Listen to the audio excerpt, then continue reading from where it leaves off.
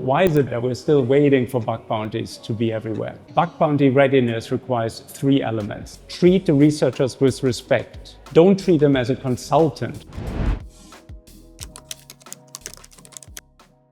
Hi, this is Carsten from Hacking Matters, where each week we discover new areas in cybersecurity.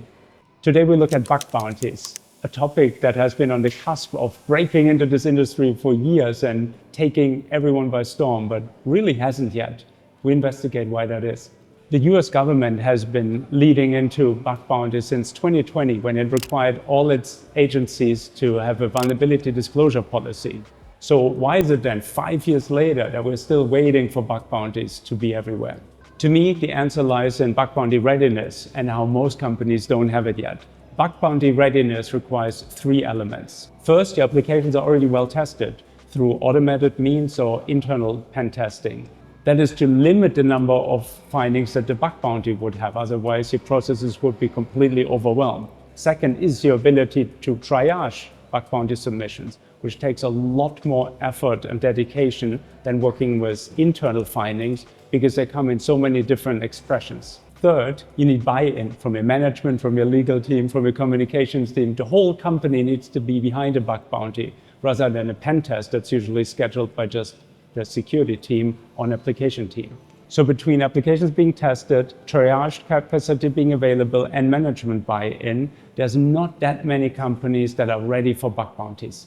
Diving deeper into the third one, management buy-in. It is a big leap to go from internal testing to a full open bug bounty.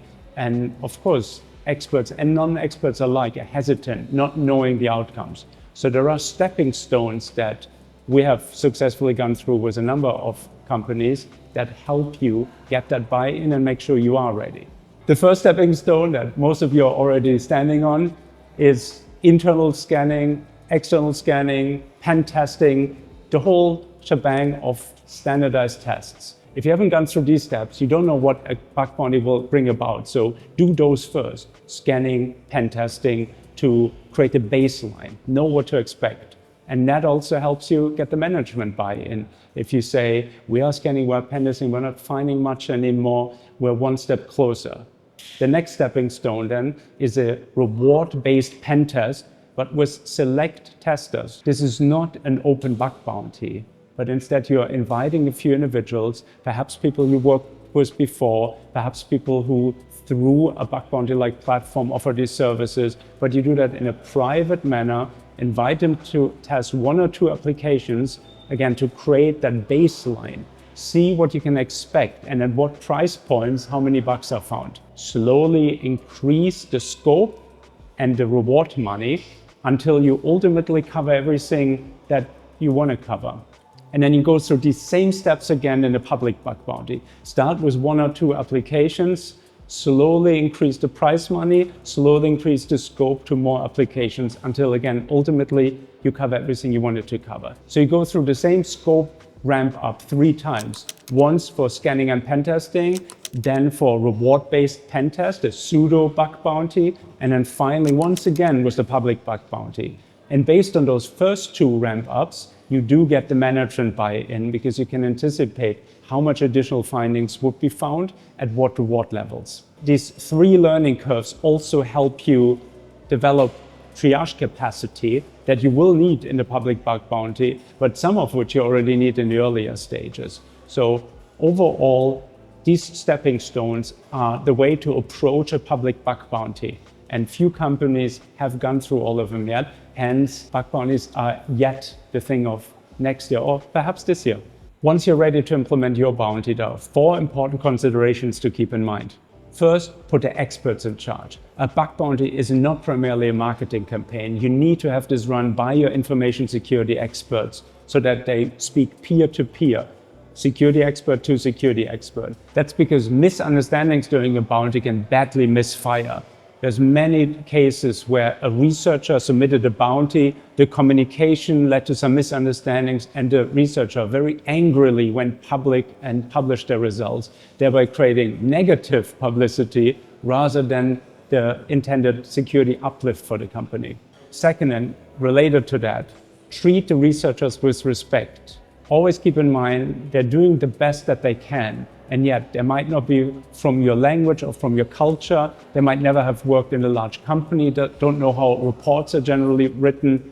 Give them the benefit of the doubt, help them through the process, even though ultimately you are paying them. Don't treat them as a consultant where you expect, of course, the quality matching the price. Third, keep your internal stakeholders informed. We talked about going through this ramp up to create the management buy-in. Now the management will still be somewhat jittery about the bug bounty. Keep them up to date so that they let you run the bounty rather than interfering. Report well and report regularly, even if there isn't much to report, just to signal to them that nothing bad has happened yet. Lastly, do not cross ethical boundaries. There have been cases where companies stray outside of their compliance or even the letter of the law when operating bug bounties. Do not use the bug bounty, for instance, to retroactively undo a crime where somebody hacked you and then you pay them a little bit of money, almost like a ransom, to release the data and information. That's not okay. Researchers need to be ethically minded. They should not be asking for money outside of the bounty scope and should be paid according to the rules rather than you tuning the rules to what the researchers want from you. Equally, remind researchers that are going outside of the boundaries of your bounty that that's still illegal acts. The bounty sanctions certain actions, in fact, encourages them within the bounds of the bounty, but that doesn't mean you can just go hack a company and then ask for some money. All right, there you have it.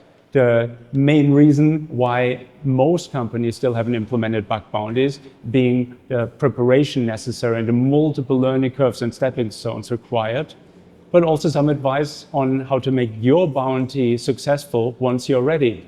What's your experience with bug bounties? Have you implemented them? Gotten what you hoped for? Regretted any parts of it? Love to read your experience in the comments below. And if you enjoyed this video and want to see more, please like and subscribe. Until next week, happy hacking.